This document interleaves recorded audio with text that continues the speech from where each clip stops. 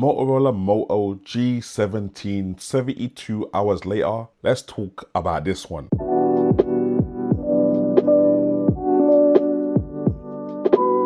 Yes, what's good, people? It's man like Jamo. Let's get straight into this.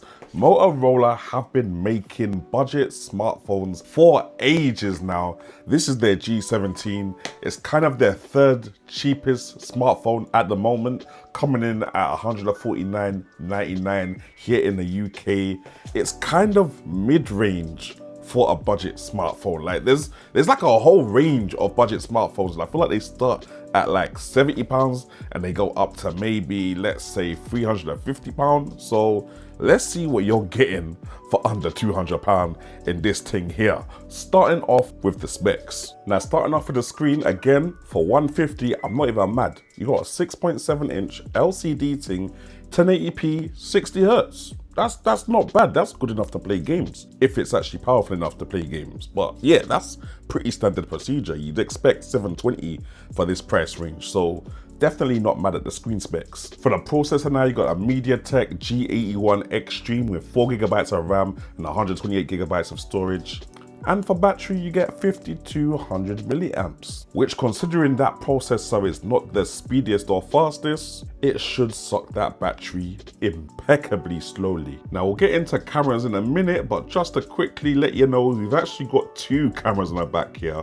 This third camera is a kind of light sensor. I don't even know what it does, some kind of flicker reduction thing, but basically you got the main sensor, which is 50 megapixels, and you got an ultra wide sensor which is only 5 megapixels.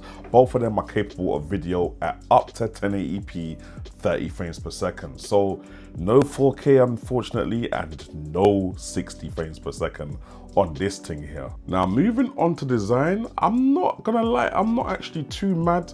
I feel like all these Motorola phones at this very point in time are all looking the same with different colors. Like I love the color schemes that Motorola got going on, don't get me wrong. They're like Pantone red, that Viva magenta that they had on the Razer, what is it, Ultra 40 back in the day, a couple years ago. This pink looks really good as well. But in terms of the whole design language, it's pretty much, yeah, giving basic Motorola phone. And I guess if it's not broken, don't fix it. But I would like to see something a little bit more different, or something that can tell these budget phones apart from the premium phones, so that I know if I spend my money on a premium phone that I'm definitely getting my money's worth. Then again, in the same sentence, people spending their money on a budget phone are getting a phone that looks exactly like the premium phones. So them man are quids in, really, depending on what they get. Now performance with that MediaTek processor, do you know what, guys? It feels okay, but I'm not sure if you can see, it's a little bit juddery. Like even going through this news feed, my internet router is right next to me, so it's definitely not an internet situation, but I feel like even if I twist to open the camera, it's a little bit laggy. Yeah, a little bit of lag, like switching between different modes, pro mode, more mode. I mean, that's not too slow actually.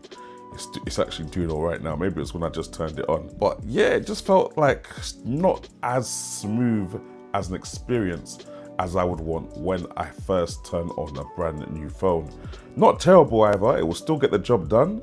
I just, yeah, noticed that it's not as smooth as it possibly could be. Now, although you only do get 128GB of storage in here, you do also get space for a micro SD card, as well as 2 nano SIM cards in there, fam. We do like a little bit of expandable storage, especially in these little kind of mid-range, low-end phones. However, obviously you gotta bear in mind that you won't be able to use that storage to actually store any programs or anything. That's literally just for like music or extra photos or them kind of things there. It's not like you can store extra applications on that storage. But yeah, no, definitely good enough for you little media guzzlers out there. You man see what I'm saying about the actual screen quality though? Like, bearing in mind this is not an OLED screen, that's actually quite good. Like £150 phone, fam. Your Netflix, whatever you're watching, it's gonna look vibrant on this thing. Even though obviously I'm watching this on some next YouTube thing that's like 4K or whatever, blah, blah, blah, HDR and all that, fam, the screen actually looks really good. Yeah, like, do you know what?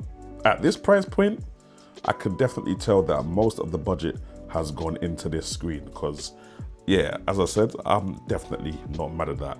Not one bit. Now, just to take a little deeper dive into the camera real quick, on video mode, which is the mode I care most about as a wannabe content creator, you've got, what's photo resolution? Okay, you've got high or standard.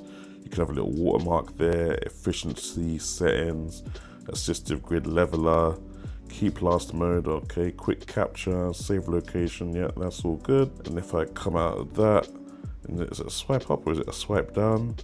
I should be able to get into, like, I don't know, video resolution settings. Like, is that a thing here? Can we do that? Can we get into resolution settings? Maybe we can't. it's a bit awkward, but you got slow motion there, photo mode there as well, with different aspect ratios, portrait mode, QR mode, pro mode, apparently, more modes, ultra res, panorama, time lapse, night vision. I guess you got all the decent modes that you'd expect from a camera. I just can't see the way to actually get into settings and make sure the video is actually 1080p or whatever you want it to be, kind of thing. So yeah, that's mad. Now, games that are well optimized for Android, little games like Little Crossy Road, I don't know, Angry Birds, stuff like that, that works without any problems. But if you try and play a proper game like Fortnite Mobile, as you can see here, we're getting less than 20 frames per second. It's not a playable experience at all. I know that Fortnite isn't really the best optimized game on Android, which is literally why I'm using it for this gaming performance example, because raw performance can even sometimes beat poor optimized games, and that's not the case here. So yeah, it will play, you know, your normal games, but not anything heavy. I forgot to give you guys a little sound test. Have a little listen to the speakers.